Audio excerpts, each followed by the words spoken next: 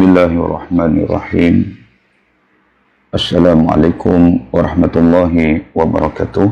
Alhamdulillah. Alhamdulillahirabbil alamin. Kama qala Allah Subhanahu wa ta'ala. Bismillahirrahmanirrahim. Walladzi arsala rasulahu bil huda wa dinil haqq liyuzhirahu 'ala ad-dini kullih walau karihal kafirun. Asyhadu an la ilaha illallah wahdahu la syarika lah wa asyhadu anna Muhammadan abduhu wa rasuluh. Amma ba'du. Alhamdulillah, pertama sekali kita bersyukur kepada Allah Subhanahu wa taala untuk kita menyambung semula tafsir surah Al-Mulk, yang mana dalam tafsir surah Al-Mulk ini untuk kita tadabbur. Tadabbur ni makna kita berfikir tentang petunjuk dan panduan yang diberikan oleh Allah SWT kepada kita melalui surah Al-Mulk yang telah kita sama-sama ulangi pada siri yang lalu. Kita menyentuh pada ayat yang ke-28, dan pada malam ini insya-Allah kita akan menyambung semula, iaitulah pada ayat yang ke-29 daripada surah Al-Mulk, iaitulah surah yang berkaitan dengan kerajaan ataupun kekuasaan pentadbiran Allah Subhanahu wa taala, yang Allah menunjukkan kepada kita tentang kebesaran dan kekuasaannya, dan petunjuk-petunjuk inilah yang kita belajar daripada apa yang ditunjukkan oleh Allah Subhanahu wa taala kepada kita. Jadi ayat yang ke-29 pada malam ini sebagaimana firman Allah Subhanahu wa taala, Bismillahirrahmanirrahim. Qul huwar rahman amanna bihi wa 'alaihi tawakkalna fasata'lamuna man huwa fi dhalalin mubin. Sadaqallahul azim.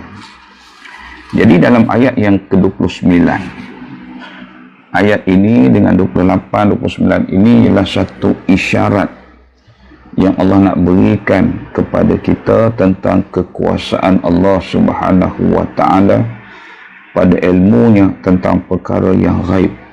Apa dia? Iaitulah ajal makhluk ni, tempoh kehidupan kita. Semua kita ini mempunyai tempoh, tapi tempoh ini hanya diketahui oleh Allah Subhanahu wa taala, termasuklah ajal kita. Jadi daripada ayat ini Allah Subhanahu wa taala menegaskan, beritahu kepada baginda sallallahu alaihi wasallam supaya sampaikan perkara ini kepada golongan musyrikin Mekah, yang mana mereka pada siri yang lalu mereka mengharapkan bahawa baginda SAW dan orang-orang yang beriman tadi terbunuh supaya kerja-kerja dakwah ini dapat dihentikan kerana berlaku pertembungan, yang mana dakwah baginda SAW kepada musyrikin Mekah ialah supaya mereka tadi meninggalkan segala bentuk penyembahan yang dilakukan oleh mereka, iaitulah dengan mereka tadi menyembah berhala penuh di Kaabah, di keliling Kaabah tadi, berhala-berhala yang mereka jadikan sebagai perantara untuk mereka tadi mengabdikan diri kepada Allah Subhanahu wa taala.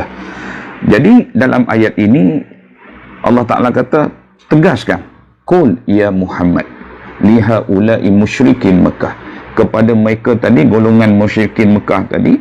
Apa dia? Beritahu kepada mereka, tegaskan kepada mereka, Allah dialah yang maha pemurah lagi yang kami beriman kepadanya, dan yang kepadanya lah kami berserah diri.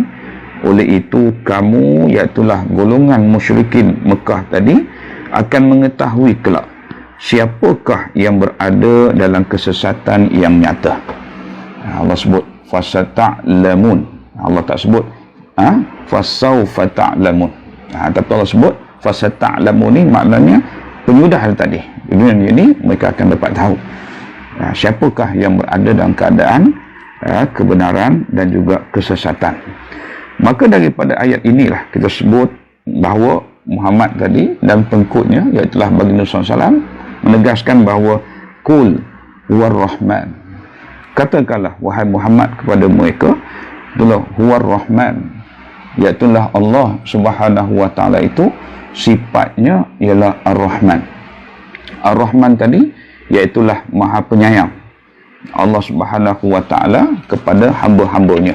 Sebab itu bila kita sebut War-Rahman ni, Ar-Rahman iaitulah jami' li khalqihi, sifat pemurahnya Allah Subhanahu wa taala ini kepada sekalian hamba-hamba dia, sebab dia yang mencipta Allah. Maka pemurahnya Allah Subhanahu wa taala ini kepada hamba-hamba dia tadi, iaitulah dialah yang memberikan segala nikmat kebaikan-kebaikan kepada hamba-hamba dia tadi, sama ada nikmat itu disebut sebagai duniawiyah ataupun nikmat itu disebut sebagai ukhrawiyah. Nah, adapun nikmat yang disebutkan dunia tadi, nikmat tadi, maka Allah berikan kepada hamba-hamba dia tadi, iaitulah nikmat manfaat. A'taqallahu al-masalih wal manafi'. Dan juga dalam nikmat duniawiyah ini ada disebut daf'in wa naf'in wa daf'in, iaitulah Allah Subhanahu wa taala memberikan kepada hamba-hamba dia tadi kebaikan-kebaikan yang amat banyak. Kalau kita tengok dalam pengantar Islamiah tadi, dalam pengajian pengantar Islam Miah tadi, apa disebut bahawa Allah Ta'ala berikan kepada kita agama, Allah berikan kepada kita akal, Allah Ta'ala menjaga jiwa manusia, keturunan manusia, harta manusia. Ini satu nikmat yang Allah Ta'ala berikan kepada kita dengan petunjuk-petunjuk yang diberikan melalui Al-Quran dan juga perkara yang ditunjukkan kepada kita oleh baginda sallallahu alaihi wasallam. Adapun nikmat yang disebut sebagai nikmat diniyah. Diniyah ini Allah Ta'ala berikan kepada hamba-hambanya taufik. Makna taufik tadi ialah al-qudrah ala ta'ah, kekuatan untuk kita melakukan taat. Maka Allah berikan kepada kita satu nikmat yang besar, iaitulah Islam. Allah berikan kepada kita nikmat yang besar tadi ialah di sunnah. Sunnah tadi maknanya Allah Ta'ala suruh kita beriman pada Rasul, dan dengan Rasul inilah sebagai guru yang membimbing manusia. Yang kita belajar dalam kitab sirah dan sebagainya, untuk kita memahami tentang bagaimanakah petunjuk panduan yang diberikan oleh baginda sallallahu alaihi wasallam kepada umatnya. Dan kemudian nikmat Allah beri tadi supaya kita melakukan taat. Dan nikmat tadi Allah berikan kepada kita yang bersifat diniyah tadi, ialah kita dipelihara oleh Allah SWT. Para Rasul tadi Allah utuskan tadi, ialah dengan caranya sunnah tadi, kita tadi dapat melihat cara dan peraturan sesuatu amalan yang dilakukan secara berulang-ulang kali. Kita nampak, tengok. Ini kalau kita belajar sirah, kita tengok bagaimana sirah baginda SAW sejak sebelum dan semasa baginda dilahirkan, kemudian daripada peringkat awal Rasulullah sebagai kanak-kanak, remaja, dan sehinggalah peringkat Rasulullah SAW berusia 40 tahun dilantik oleh Allah SWT sebagai Rasul, sehinggalah wafatnya Rasulullah SAW. Daripada usia 40 tahun tadilah sehingga wafatnya tadi, maka itulah yang kita lihat tentang bagaimana Al-Quran itu diturunkan kepada baginda SAW secara beransur-ansur. Disitulah yang ilmu dia tadi, ulumul Quran, kita boleh tengok dari sudut asbabun nuzul, kita boleh lihat dari sudut tasyri' dia dan sebagainya untuk kita mengkaji. Jadi daripada inilah Allah SWT tadi berikan nikmat tadi, al-wasi'ur rahmah li khalqihi fid dunya wal akhirah.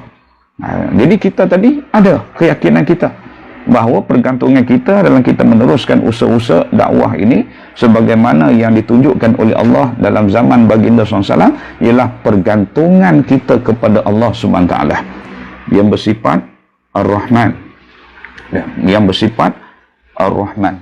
Maka dengan sebab itulah di dalam tafsir ini disebutkan bahawa Allah SWT memerintahkan Nabi Muhammad SAW tadi untuk menyatakan kepada orang kafir bahawa baginda dan orang mukmin hanya beriman kepada Allah, bergantungan tadi.